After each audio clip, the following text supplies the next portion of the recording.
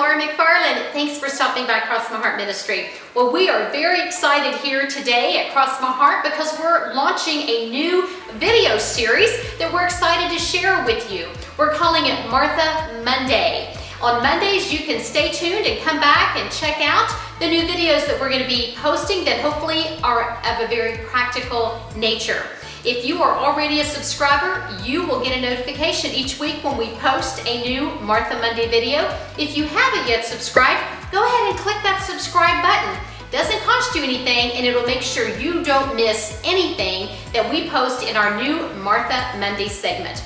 Well, of course, if you are familiar with the Bible, you've probably heard of Mary and Martha. Their story is recorded in the Bible in Luke chapter 10. Jesus was good friends with Mary and Martha and their brother Lazarus. And when he would go through Bethany, we get the feeling that he would camp out at their house and he would teach and he would break bread with them and he would just be a part of their family. They loved him and he was a good friend. Well, on this particular day, the story that's recorded in Luke chapter 10, we see Martha in the kitchen busy cooking. Her sister Mary is sitting at the feet of Jesus. And Martha is getting a little frustrated because she feels like she's doing all the work while Mary is sitting there. And finally, she's just about had it. I sort of picture Martha doing what I do sometimes when I'm frustrated and feel like I'm not getting enough help. She's cooking loudly. I'm sure that she is kind of clicking that wooden spoon and she's jerking things around. And finally, when she doesn't get the attention that she wants, she comes right out and says, "Jesus, tell my sister to help me." And then those words recorded in red letters, those words that of our Lord recorded here in the scripture for all time, "Martha, Martha, you are worried and upset about many things, but only one thing is needed. Mary has chosen what is better, and it will not be taken from her." Now, most of us in Christian circles probably know that we lean a little Mary or we lean a little Martha.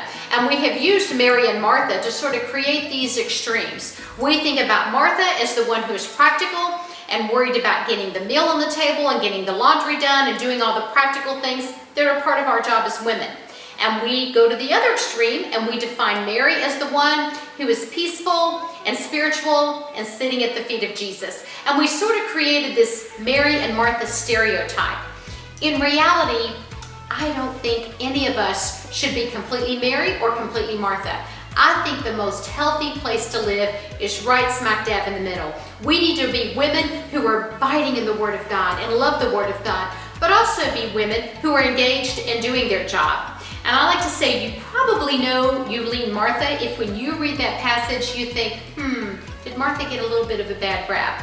And I might fall into that category because you see, I think it was possible for Martha to be doing her job and still listening to Jesus. I think she could have been engaged in doing both because I believe that God created most of us women with an extraordinary ability to multitask. That we can listen and have a conversation and talk on the phone and make dinner and nurse a baby and balance the checkbook all at the same time.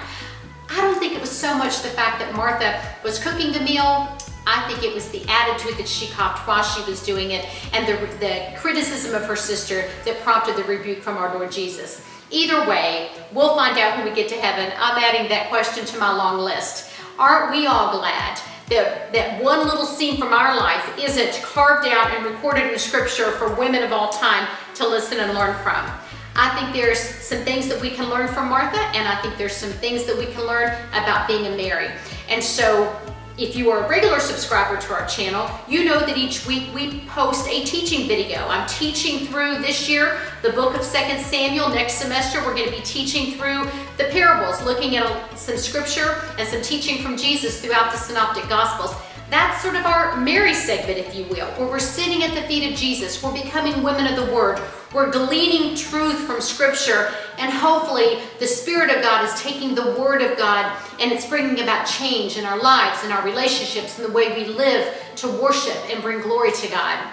But I also think it can be very helpful for us as women to have some practical tips, some Martha tips, if you will. And that's what we're going to be doing with Martha Monday. Each week I'm going to come and bring you some practical ideas from just life as I've lived it. I'm not claiming to have it all together by any means. I'm not suggesting I'm ready to publish in a ladies' magazine or share tips on being an expert at organizing or cleaning or any of those things. But you don't live as long as I have without learning a few things. So some of my tips and ideas for managing home and hearth, for how to cook or stay organized or clean, I'm hoping those Martha tips could be a means to an end to help you see your home as a place to exercise biblical hospitality, to love on other people in the name of Jesus. And I hope your big takeaway from all of that is that having a well-organized home or a clean home or a beautiful home is never the end goal. The end goal is to have a home that's ready to love on people, to welcome on people into your home, a place where gospel conversations can be shared, where people feel loved and welcomed and treasured and cherished, a place where you can be Jesus with skin on to someone else. So I hope you'll stay tuned. We're going to slip on out to the garage today, and I'm going to share my very first Martha tip with you, so stay tuned. First Mary Martha tip has to do with trimming your mums. If you're like me, you get all excited when those mums show up in the grocery store or at the gardening store when fall comes. And we all get so excited to add that pop of color to our front porch. My biggest dilemma is always, do I want to get the burnt orange or the purple or the bright yellow? And this year I decided to do the bright yellow. These beautiful mums came from Sam's and they were absolutely gorgeous.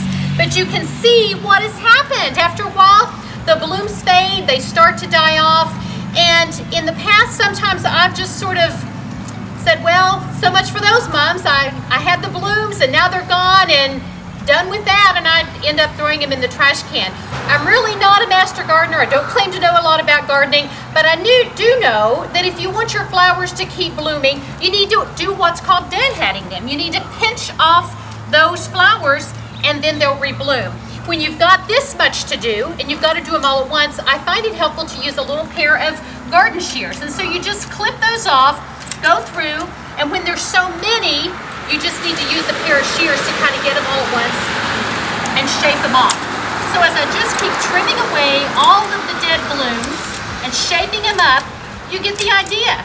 It just takes too long to do them individually, but you're going to be grateful that you did that after you clip off all the dead blooms.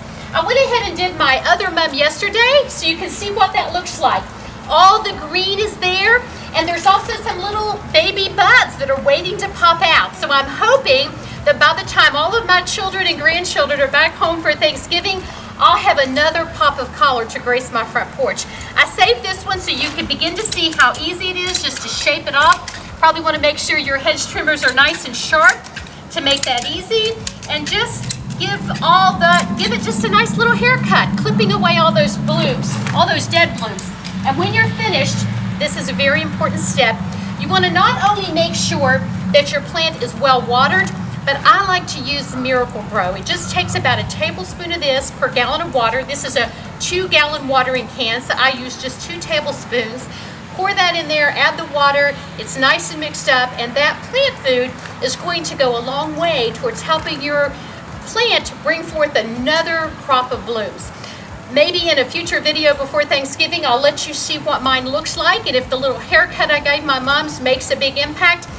But if you have mums and they're starting to look a little scraggly, why not give that a try? Give them a haircut, run out and buy some Miracle Grow, and give them a good watering. You'll also notice that I use the tarp on the bottom so that it collects all my blooms. There's nothing worse than having all that mess on your driveway and having to sweep it up. So I use the tarp to collect all my dead blooms. Just sort of fold that up, and then it's easy to dump that in the trash can, and it keeps the front yard and the driveway and the yard kind of nice and tidy. As I was out here yesterday giving my first mum its nice little haircut, and I was clipping away all the dead stuff, you know, I started to think about a spiritual application, because it's kind of how my brain works, always looking to make a spiritual application from something. I remember when my kids were all home and I would be looking for applications to life, they would say, "Mother, everything doesn't have to have a spiritual application." And I would say, "Yes, it does." As I was clipping away all the blooms that were past their time and that were finished and done, I was thinking about the nature of us and the fruit that we produce and how we bloom for the Lord, and He uses us in seasons of ministry, and how we can't just rest on what He did with us last week or last year or last month. We want to keep blooming anew and fresh each new day. So what have you done for the Lord lately? How are you living for Him today? So I hope that as we go about tending to our gardens, tending to our flowers, clipping those away, We'll also be ever in prayer. Lord, help me to continue to bloom where I'm planted. Help me to continue to flourish for you. Show me if there's things in my life that need cut away and cut off so that I can live victoriously and beautifully for you. Thank you for tuning into Cross My Heart Ministry. I'm Laura McFarland. Stay tuned for our next segment on Martha Monday, and stay tuned for our weekly segment also on our teaching that gets us in the Word of God. So Cross My Heart Ministry, I'm Laura McFarland. Thanks for tuning in to our very first installment of Martha Monday.